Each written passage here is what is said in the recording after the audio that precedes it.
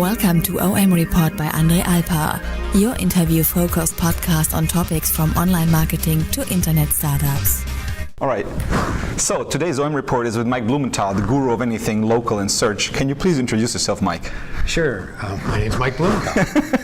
Okay, so how did you become what you are? I mean, what problems did you have in order to, dig so deep into the topic that you kind of can't get out of it anymore? So I grew up in retail, and in 2001, we had a family business that had been open for 50 years. In 2001, we closed it due to competitive pressures, and from that I moved into web development, and I early on recognized that the problems of a retail establishment and the problems of a website were much the same. When Google finally brought out Places and Local and merged the two in 2005, I had an epiphany.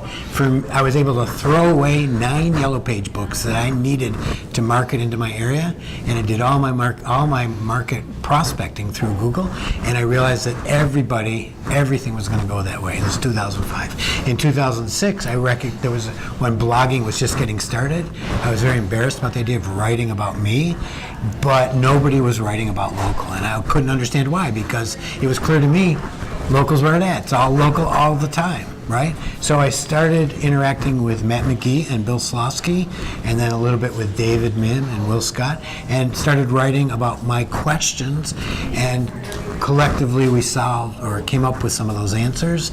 And that's really my history, is that there's a lot of questions about local. How does it work? Why does it work? Who should use it? Who shouldn't? And the questions are almost infinite. So it's been a huge career shift for me, and I didn't get my first local business out of my blog for almost 5 years. I wrote almost every day for 5 years, and then finally somebody called me and said they wanted to hire me, and I thought, whoa, what do I do now? Right. So I started a small local SEO consulting practice, and then from there, in partnership with like David Mim and Mary Bowling and Will Scott, we started a local U training seminars, and we just recently rolled out the Local U Forum, where you can get any local question answered by 12 or 15 of the brightest people in local. And I just, for the first time ever, built a software platform around reviews with Don Campbell called Get 5 Stars. So right now I've got 4 jobs: blogging, consulting, Local U, and Get 5 Stars. You can't take them apart anymore. They're so intertwined. I mean, well, I'm hoping to take them apart. You do? Well, I'm hoping. So which one do you want to focus on? Well, I want to first, I want enough time so I can write more regularly, right? And secondly, I'm hoping that Local U and Get 5 Stars will allow me to spend a little bit less time in the trenches of consulting, right? When you're a single out person running a business, there's nobody else to give the job to.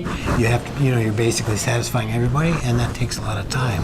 And so I'm hoping to sort of cut back a little bit on the consulting side so I can spend more time doing the things I really love, local. Right. So I think, it's quite natural that there was this gap, because historically, SEO came more from the enterprise kind of corner of the world, where people were able to spend a couple $1,000 per month for SEO, and then the local businesses, they're probably willing to afford like a couple $100 per month. So in that range, there was kind of only a limited number of things that you could do, and then with maps that all changed, and suddenly there is meaningful things that you could do, and I think like the area that you're active in is kind of exploding.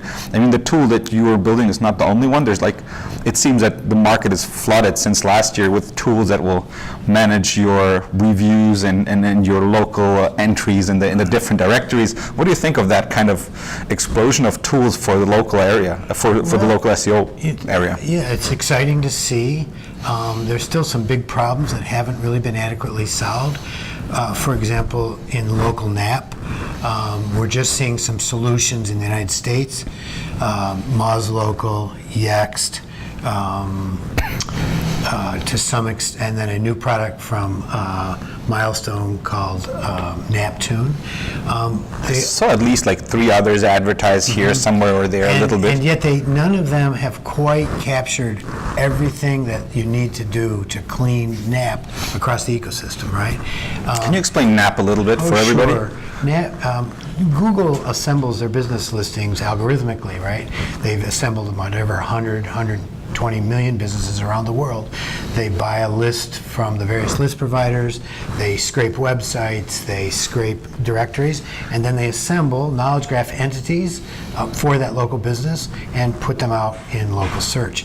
So it's all done algorithmically. NAP is the glue. It's name, address, and phone number. It's the glue that holds this Google cluster together.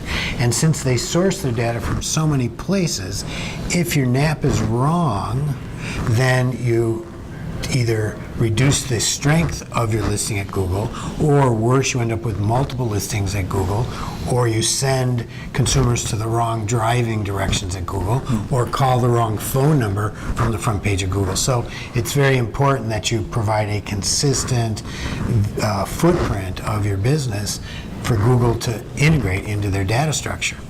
Yeah, and I mean, I think it's quite understandable why Google is kind of using NAP as a fallback to links, because local businesses often don't have too many links. So they have to find some other solution. What could be, Right. How do you determine provenance exactly of an entity in the real world? Exactly. So because I mean, they stated very much for SEO that it doesn't make sense to go for citations or mentions as a proxy for what's suggested as good. Right. But for local businesses, it doesn't make sense because you can't rely on links because there's just too little happening in the local space. Right.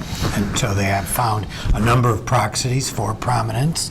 Obviously, there's a website and there's links to that website, but like you said, there's citations, mentions in news reports, there's reviews, and a new one that I've been exploring in depth is driving directions. Google has a very interesting patent on using driving directions as a proxy for prominence. Interesting thing about driving directions, right? They tell Google not just that a place gets more visits due to driving directions. They tell Google when they get visits, what days of the week they get visits, what hours of the day they get visits. And they tell Google about your personal behavior. Are you willing to travel 5 miles or are you willing to travel 50 miles? So not only is it a great ranking tool, it's a great personalization tool. And Google has written some white papers suggesting that they can mix and match Super interesting. driving directions with reviews as a prominence factor. Wow. So you would, so that's quite a resemblance to what some more advanced SEOs that think, basically analyzing traffic as a proxy for relevance for regular SEO. That would be kind of the real world pendant, right? Yes, absolutely. Wow, that's quite amazing. And so obviously, so you would think so you would think like for a local business it would make sense to tell their customers, please, when you're coming to me, use your Google navigation system and type in my address. Would you go that far already, or you think it's something we should keep an eye out for? I think I would view it from the point of view of how do you best help the customer find you. And what I'm suggesting to my clients right now is that they put with local businesses who depend on foot traffic, that they put a big call to action on their site right near their phone number, driving directions.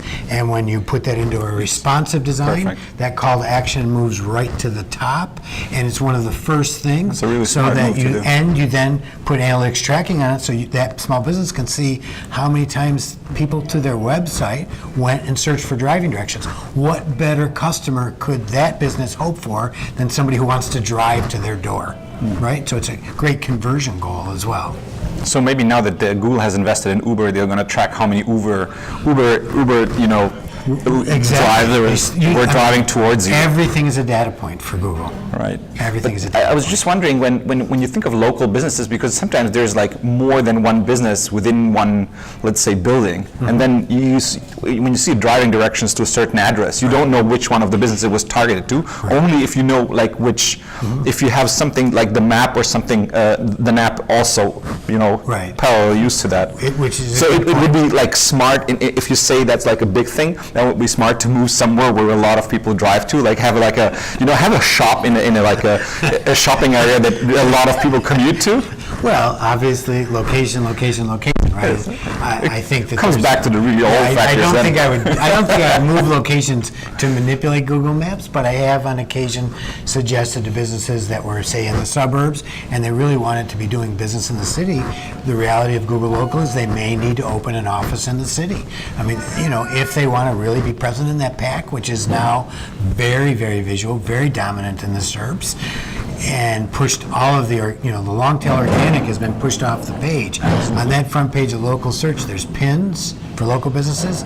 There's a few local websites, really local websites, and there's some strong directories, right? Long tail local stuff has been pushed way down in that. So if you especially the aggregators, I think they've pushed out very aggressively. Particularly the second and tier guys, people like. Not Yelp, but the rest. Well, right, Yelp is doing a great job of SEO, and same Facebook with the is YP and right. Some of the YP stuff, but David Mim and Darren did a great study in the United States about which directories were most prominent in which industries and which markets. What you see in different markets is different directories have done a good job of being in that vertical in that market. So, for example, in many states in the United States, there is reasonable regulation of local businesses. In Texas, there isn't, right? This is a state that puts out every criminal to death, right? So it's Wild West down there still. And you're feeling kind of all cliches now, and you know this will be viewed in Europe, but it's okay. Well, it's cliches that I think they'll appreciate. Okay. Right? Texas is the Wild West. Is that not a? It right? is. And it's a metaphor that holds true politically, I guess is what I'm saying. And so local businesses are not very regulated down there, right? So, for example, a roofing constructor can move into the market from another market after he ripped off the other market. And since there's no licensing, he could then go into the market and rip somebody off, right? Well, that's a function of lack of government regulation. So into that void, the Better Business Bureau steps, and they become a prominent local directory in that region to service that need of verifying that that business is reputable and decent. And they've done a good job of projecting that value into the SERPs as a high-ranking directory in that local market. But nationally, they don't do such a good job against, say, Yelp, who's doing an incredible job of pushing themselves in right above the pins in a lot of the results. So I think like two other things come to my mind that I really like to hear your opinion on. I'm sure others will join that. So one is, do local businesses actually really need their own website, or should they probably just have like their own Google Plus local account and just push that straight forward from every direction? That's my one thought. And then the other thought is, probably because it's probably like a mixed answer to it. I think Google bought this service that is specialized on making websites for restaurants. I forgot the name. Yes, I'm sure you. Purchase, yeah. So what are your thoughts on that? Will Google become the website making machine for local businesses, and they shouldn't make their own website anymore, and they should just put it out on Google Plus, and that's it? So let me deal with the first one, which is, should a small business have a website? Google looks for proxies for prominence, right? And in the case of local, the primary proxy for prominence, what Google calls in their patents the authority page, is a website, right? So you apps to do, and so that's issue one. So to generate an authority document in Google's eyes, it can't be Google Plus. It has to be a website. So that's issue one. Issue two is that the local algorithm has become what I call trimodal. There are basically three ranking criteria that function independently that they bring then into a single ranking scheme. So all local searches are ambiguous. Do you want the business that's the most prominent? Do you want the business that's closest? Do you want the business that has the best web prominence? So there's an ambiguity in a query for Pizza Seattle. Typically, do you want the closest one or the best one? Who knows, right? So Google says we have two ways to determine prominence and one way to determine to proximity, right? So they're gonna, when you see a PAC result, they mix in the first one, two or three are typically web prominent results, and then 3 through 7 are typically location prominent, i.e. a lot of citations in the news, maybe without good websites, or they're very close, again, because Google doesn't know. So a website is very important to rank in the highest levels of local SERPs these days. So not only is it important as a place for Google to assign authority, as a proxy for the entity that is the business, but it's important because it influences the local algorithm directly. And what was your second question? The second question was about this website, the service that they purchase, where you can, as a restaurant owner, you can build your own website through that service, and that would, connect that to Google Plus, and it would kind of like seamlessly 100% Google dependent, and probably you can even book or order meals via that. Right, it was a transaction platform on top of a web development. Yes, so it was kind of both. Right, and Google does a lot of, they have money to burn, and they do a lot of testing. They acquire a lot of talent. The people in that organization are apparently very, very good. So Google acquired some really great programmers who had been very successful at developing a product. It's a Seattle-based company, actually, because we're in Seattle. I saw like a picture that they're based here somewhere. And so, from a long-term view of Google, you have to understand that they view the world as their oyster, and they view every digital transaction as their goal. And so one can't underestimate what they will do. Whether they will get into building websites, beyond restaurants or with restaurants, we don't know. Certainly, the reason they haven't done it in the past is it put them too much in conflict with the rest of the industry. They're now strong enough they might do it, but there are many other plays, right? And when Google brings a product into the market, it has to scale both worldwide and be profitable at worldwide scale. And they dropped couponing last week.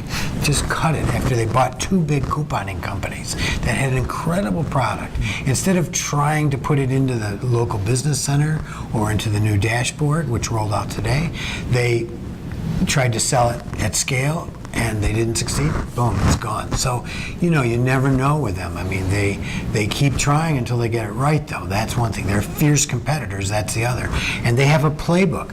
When they feel existentially challenged, they will do everything to stop that existential challenge. It's quite a dark opinion for a U.S. person to speak. Usually, the U.S. opinions I get, they're more politically, milder, I would say. That's quite a dark view. That you could come to Europe with that view, or Germany even. Look, it isn't dark. It's an effort to achieve clarity in the reality of the economic situation in which we exist. We exist in capitalism, and in capitalism, technology companies achieve oligopolies very quickly, and they can lose their oligopoly almost as quickly. I think that neoclassical economics don't explain those behaviors very well, because they can't even explain how monopolies occur, right? And so I look at it more from a Keynesian or perhaps even Marxian perspective. They understand that business either gets big or it dies, right? They build that into their model, and you have to give Google credit for having been a great capitalist, right? I can't call Google evil, though, because Bing would do it just as quickly if they could. They did do it, right? And all the other capitalists ganged up on them and got some sort of antitrust restraints on them. Well, what'll happen to Google is maybe the same thing. But, the European Union, like the Americans, like the Federal Trade Commission, they're not concerned about me and you as consumers. They're concerned about the impact of Google on other big companies. So only when other big companies, really big companies, get together to try to constrain Google in an anti-monopoly situation will they succeed. So that's not grim. It's just this is the world we live in. Yeah. It's a hard, cold world. Capitalism sucks. Okay. Well, Clear words. It doesn't care about people. It cares about one thing: profit, right? And is that the world I would choose to live in? No, but it's the world I live in. Google rolled out My Business today, right? Oh, okay. And My Business is a final integration of Google Places with Google Plus in the context of a new small business brand called My Business. So for the first time in a number of years, Google has a forward-facing brand that they can take to a small business and say, if you want to interact with Google, you do it at My Business. So besides it being a brand, it's a portal for all small business-related products. Businesses can go there and enter their basic local business data. They can go there and do their social posts. They can add their photographs, but they can also see their engagement analytics from social, and they can see their regular analytics. I missed that. Yeah, it's very significant. While listening to sessions on the conference, you missed them big You were news. in the wrong session. Oh my God. So sorry. Yes, well, next time I'll note it down. I'll note it down for next time. So not only is it a a portal, a brand and a portal. It's a platform on which they will now be able to develop new local small business products very quickly and push it in a modular way, right, in and out. And they rolled this out simultaneously, desktop, Android, iPhone. Think of the resources that they've put into that to integrate products from Analytics, Plus, Places into a single unified interface. That's a big move. With a single push out into the marketplace with a brand and all this stuff. It's a huge move. And so for me, Google has laid down the gauntlet in local. You know, they've spent the last 2.5 years, fixing the mess that they had created in local. Because when local started... That's what I wanted actually to ask about. I mean, the local is full of spam. I think, like, compared to regular SEO, I mean, yes, in the dark sides of the web, there's always, you know, spammy stuff, but I think, like, the average search result quality within local, at least in Europe, it's terrible. I'm not sure, maybe in the States everything's better because the data is better and it's more structured and more thought through, but there's no, you know, comparable efforts to combing down through the quality in Google local. Or does it make sense to you, or does it sound like just like a weird perspective from overseas? It's a superficial perspective. Okay. So spam one of the things about spam is it demonstrates that local is here, right? It demonstrates that there's huge economic interest and value from local. Absolutely. So it means that local has arrived as a significant marketing channel. Google has invested a lot in it, but you know, there are whole new challenges, right? And whole new technologies they need to develop. But they have in place fairly sophisticated spam abatement right from the point of verification through. And there's various filters they put in place. So while a listing may make it into Google Maps, quite frequently spam is buried on page 2 of Google Maps where nobody sees it. Never makes it to the front page of Google. So it's hard to know exactly how much spam there is, but I do know that they've done a good job of making sure that by the time this business entity or this listing makes it through these various filters to get to the front page, usually on the front page, those 7 results are pretty good. Right? Now again, there's spam in Maps, but you got to go looking for it. No user's looking for it. Google views it from a big data perspective. If the user doesn't see it, it doesn't hurt anybody, That's right? True. You as an SEO, I as a local geek, we go looking for that crap, and it's there, yes. But the question is, what is the end user experience like that sits on their iPhone and says, show me the local restaurant? There won't be there. And then it's also, so in restaurants and stuff, it's clean because there's a lot of good user-generated content, there's a lot of good signals. In some verticals, locksmiths, moving companies, there's more spam, and Google has spent a fair bit of resources combating those guys. But you know, these are some of the smartest people in the world. They're up against Google, or some of the smartest people in the world. It's an interesting battle, but I would say that in the worst categories in the United States, on the front 7 listings, that 85 to 90% of them are accurate in the worst categories. And in the better categories, like restaurants, where hotels, they're virtually 100%. There's no spam. Well, that's great news. So, you know, then I get your point for this, you know, for the, let's say, biased perception of the spam and local. I get that. Yeah, it's there, and it's true, but it's one of the ways that Google deals with it. They just sort of it's there, but not in the front. It's not visible, so it's not important. So who cares, right? I mean, you know, how many impressions does a business listing on the 2nd or 3rd page of Google Maps get? It's not important. Right. It's insignificant, right? All right. Thanks so much for your time, sure. Mike. Well, thank you. OMReport and Andre Alpa would like to thank you for your attention. You can get more episodes on www.omreport.com.